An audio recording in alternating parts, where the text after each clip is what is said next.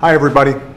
Last summer I got a letter from a woman named Elizabeth Paredes from Tucson, Arizona.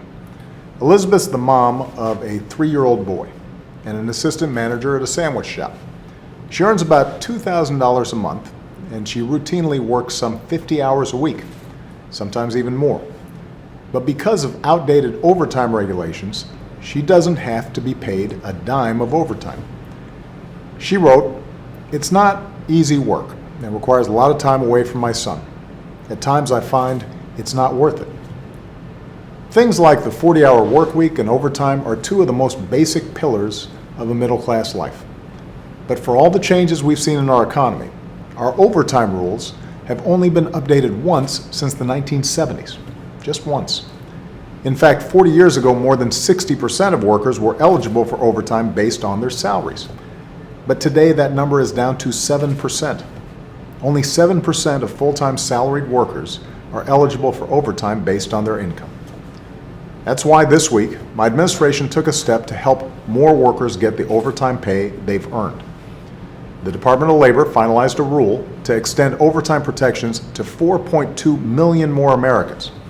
It's a move that will boost wages for working Americans by $12 billion over the next 10 years. We're more than doubling the overtime salary threshold. And what that means is most salaried workers who earn less than about $47,500 a year will qualify for overtime.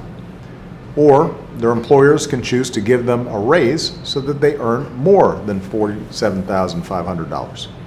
Or if employers don't want to raise wages, they can let them go home after 40 hours and see their families or train for new jobs.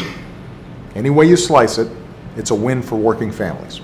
And we're making sure that every 3 years there will be an automatic update to this threshold so that working families won't fall through the cracks for decades at a time ever again.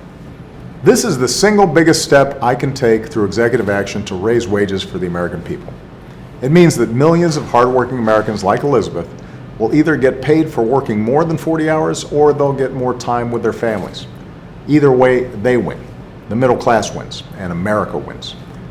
We still have more work to do to make sure this economy works for everybody, not just those at the top.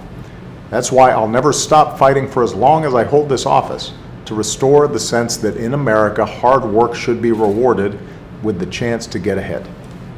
Thanks, everybody, and have a great weekend.